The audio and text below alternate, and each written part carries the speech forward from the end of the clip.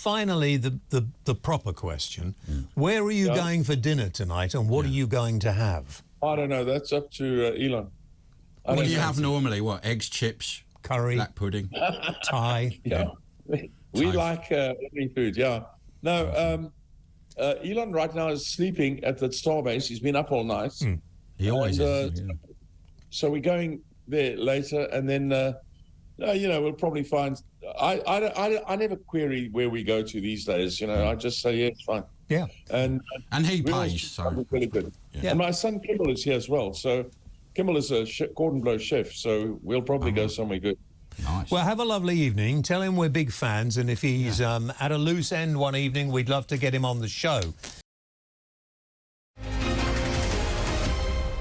Right, let's talk to our special guest, Andrew Eborn, who is here quite regularly. Andrew, he's not as special. He's the only futurist we have. There you go. Yeah. And he's a lawyer too. Special. He's a lawyer, barrister, and a future. It says lawyer, but you have to be. Do you have to be a lawyer to be a barrister? Well, basically, a lawyer covers everything from solicitor. I told you this before. Sit back from the microphone. Shall I relax? But barristers get to wear costumes. Don't yell. You get to wear costumes. We do get to wear costumes. And buckles on the high-heeled shoes. Like Have you? Hang on. Don't be silly. They do. Don't be silly. Have you got your wig on you? There was too much toupee. Thank you. He's got his wig on. Look. It does look like it, doesn't it? It does look a bit like a wig. You could. You don't need. You could just put a little black bow in the back. A little bit of talcum powder. They grow into it because, like Jerry Hayes as well, his hair became like a barrister's wig, didn't it? Yeah, maybe it's something you get. It's something that happens. Right, we're going to talk about Suella Braverman, who I'm slightly bored with now. But the whole listen, whether you're a Labour supporter or a Conservative supporter, the whole thing seems to have gone nuts. Why would you bring David Cameron back into any government unelected? Lord Cameron. When you already have an unelected Prime Minister, you've got the leader of the opposition's dithering all over the place. Who's a Sir Keir Starmer, You've got other members of the opposite side on the Labour front bench who are really quite thick and stupid. Yes. Want to support a part of Britain that seems not to like us. And a load got fired last week, of course. Good. Extraordinary. So what are we going to do? Well, I'll tell you what I love is that you're sacked, you'll get my resignation letter in the morning. Yeah. What's that about? He does that every night. I know, I love it. But what's really bizarre, talk about a woman scorned. I mean, everything was piled into this. What we need to do is work out the details, because she talks about this deal that she had to get Rishi basically ushered in with a bit like the Gordon Brown Blair deal at the restaurant. But without the food. You're exactly. right. Terrible. So we need to work out what was that deal. What she says is really, really scathing. She's basically saying he was unfit to be Prime Minister. Rishi, to his credit, he must have had that little moment, about 46 minutes, when he felt fantastic because he got rid of Suella. Yeah. He managed to turn around and say, well, inflation, one of my pledges of the 5 pledges, inflation's going to be much less. It's less than half what I... But none of this is still going up. This is all rubbish anyway. I mean, why are we... it's complete and utter. We've got into such a state. It would be better, in my view, to call an election now, because I think most of the country have fallen out of... I don't think you would, but I don't really care, because I think what would happen if we called an election now... Nearly said erection, is really embarrassing. If we called an election now... Yeah, no, exactly. I think there will be such a small turnout, below 20%. Because we feel disenfranchised. And I think then you would have to look at whether we had a democratically elected government. And I'll tell you what's really sad, isn't it? People are not voting for a party, they're voting against the party in power. And that's the real sad thing about it. I'll tell you what's going to happen, though. It's not going to be called now, because they're going to bring out all these wonderful tricks out of the hat, the rabbits out of the hat, remember in the Magic Circle. And they're going to turn around, they're going to say, well, he's going to promise a few tax cuts. I predict that he will probably at least halve inheritance tax, but he could probably get away with it altogether. That affects very few people. Well, and he only raises £7 billion, but if you work all of your life and then still have to pay double tax and so on, it's not going to win them the election. Well, it will win it with certain people. It will help on certain bits and pieces, but you need to juggle it. He's also talking about clamping down on people who are taking advantage of the we all benefit want that, system. but they all say these words, but he's not fit to be PM. He wasn't voted for even by his own party or an election, and I know we don't really, but we do vote for our constituents. Do you want Keir Starmer in? Well, that's the question. That's my point. Are you voting against the Conservatives, or are you voting for Labour? You know, remember Keir Starmer was in the opposition with Jeremy Corbyn, and so was I've forgotten her name, the lady with the long red hair who's number 2. Andrea. Yeah. Andrew. No, Andrea. Andrea Rayner. I will do the jokes, Andrew. You've got to be a serious lawyer. The fact is that I think the majority of us are falling out of love with politics because how can you have a police force that are completely useless in this country? We are going to need the army if we're not very careful. Yeah. And it's the point I made last time. Actually, we've got the laws in place. I know I listened to the programme a little bit earlier as I was travelling in. You talked about Hamas is very simple. It's a prescribed terrorist organisation. Yeah. It makes it an offence, just to be clear on this, makes it an offence if you support or invite support for a terrorist organisation. I know. It's Let really me simple. stop you a minute. I know you want to get closer to me, or maybe Ash. Sit frigging back. They always don't understand. Now it's too far back. No, he's fine. He's fine. He's fine. Twist the mic a bit. No, don't tell him to touch the mic. It's the wrong way. But the point remains whether you're the only guest I have where causes all these technical problems. I know. Twist it a little bit towards you. No, the other way. Yeah. Leave it. Is that it? Yeah, fine. Now sit back. A little bit to the left, a little bit to the right. Sit back. I'll sit back. No, not too far. Fine. So Suella Braverman, David Cameron make it look ridiculous. We're going to get tax cuts, I can guarantee it, next week, because it'll make them want to... we need a complete... I don't know whether we need a completely different system. I'm not really into the... a reformation. Yeah. I'll tell you what I think. I like the idea of a panel of experts where you turn around, why not get the best person who understands finance to be Chancellor of the Exchange? Why not get people who understand foreign diplomacy and so on and so forth? And then people can elect the experts. Why... Are political advisors so young, so stupid, have no life experience? Why are these people taken on? Well, I think you're casting your net a little bit too far with the generalisation. I think not all of them are stupid. There are some good ones, and some of them work here. Some of the past political advisors and so on and so forth. But the Americans bring in their own civil servants, political civil servants, and that's what we get wrong here. Yeah. They are the ones who work here. Have moved on from politics. They probably did it as a way of getting on in life. But when they were very young, I absolutely disagree with you. I cannot understand how somebody straight out of university goes to become a political advisor.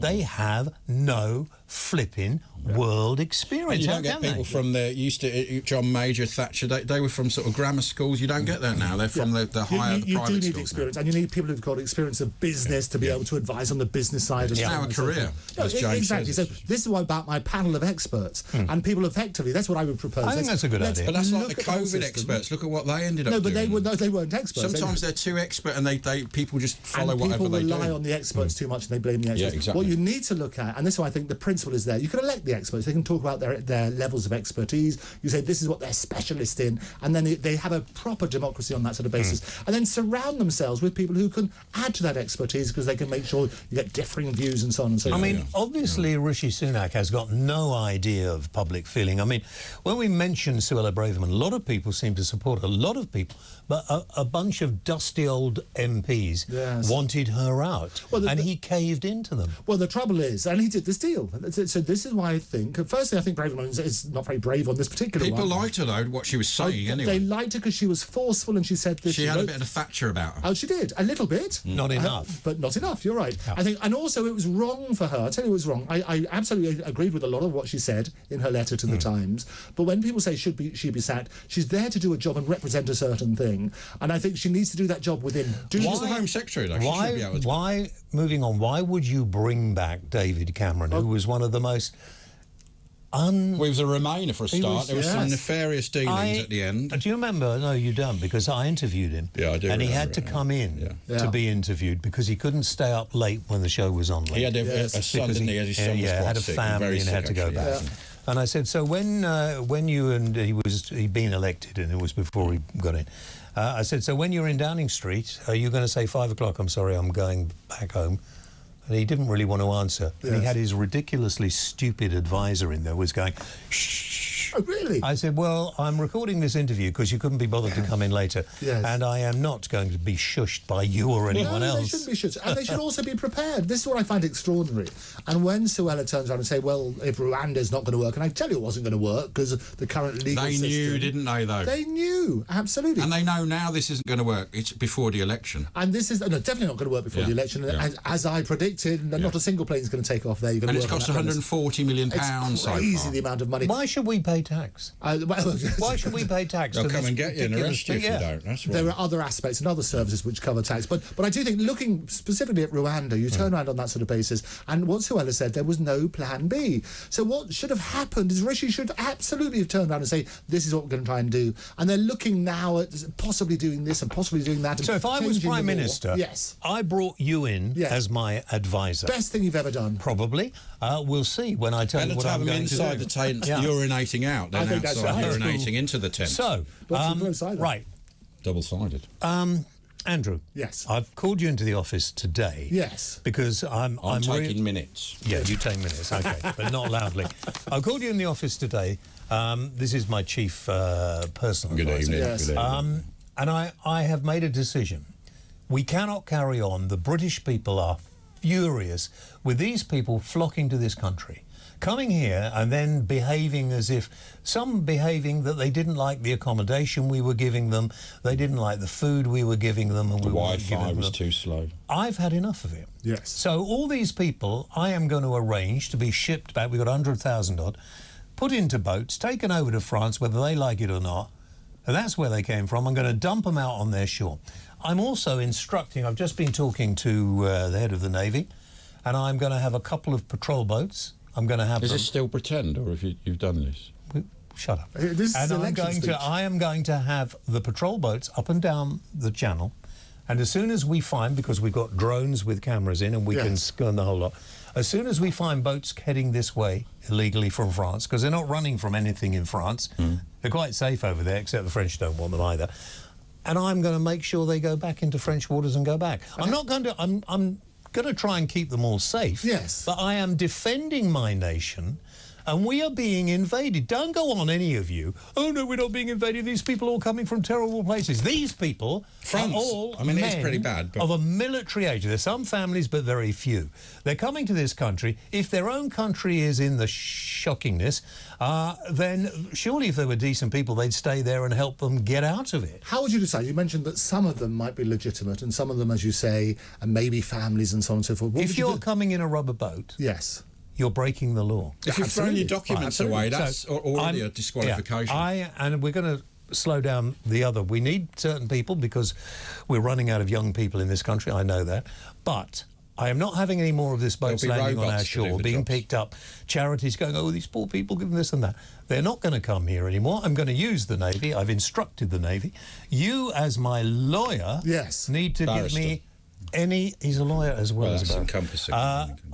As much information about how I do this legally, and if I can't do it legally, then we are going to change it illegally. We're going to change the law. What I find extraordinary, Prime Minister, I think is that good? That makes sense. Is that we can change labels, because the idea of turning around and saying we're called Uganda or Rwanda and so on and so forth, we're called a safe country only because we designate it to be so. Yeah, really Abraham Lincoln always used to tell a joke whenever he gave a speech. He turned around and said, counting the tail as a leg, how many legs does a dog have?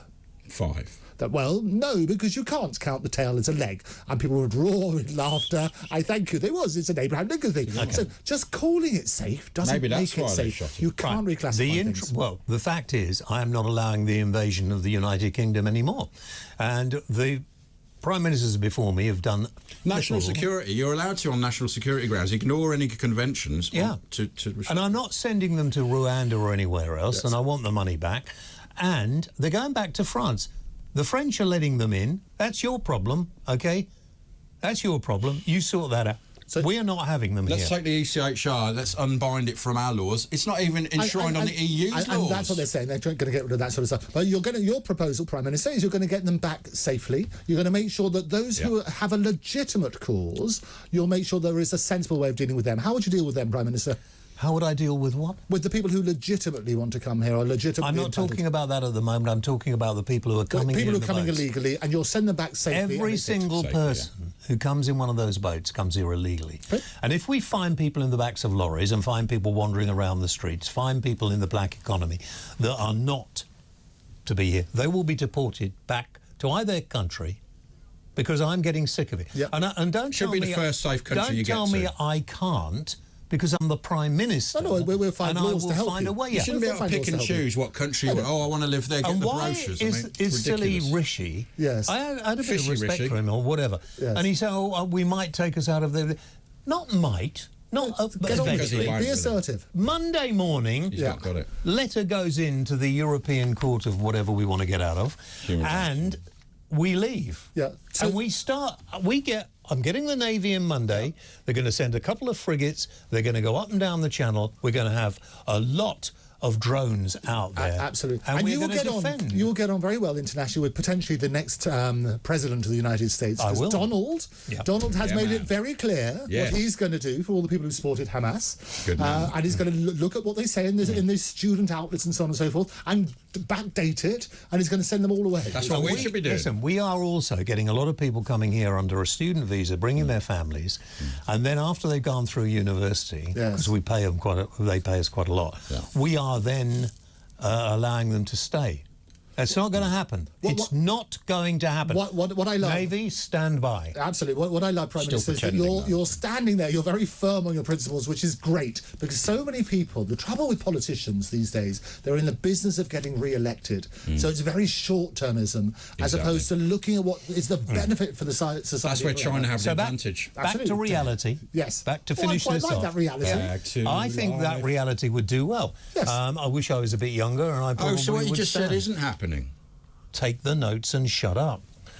So, have you taken the notes? Well, yeah. No, you haven't. I'll pass them on to... that is not the notes. There's nothing on it. Look, there's nothing at all. There was last time I was here, James, I offered you immortality, which we can do through AI. So you could be the virtual Prime Minister. A James Whale Tamagotchi. Wouldn't that be tell it to shut up on your keyring. Yeah, man. Well, I could be... I don't know about that. To be what you want to be these days. Andrew, good to see you. Thank you very much indeed for coming in. And we're going to take you up on having lunch with you one day. I look forward to that. You know, we need to fit that into those golden arches are awaiting. It's going to be good. Oh God, I'm hungry now. Now you've said the right words there. On the way home tonight. No, I won't. Yeah. Right. Thank you very much indeed. Thank you. We'll be back taking your phone calls after this.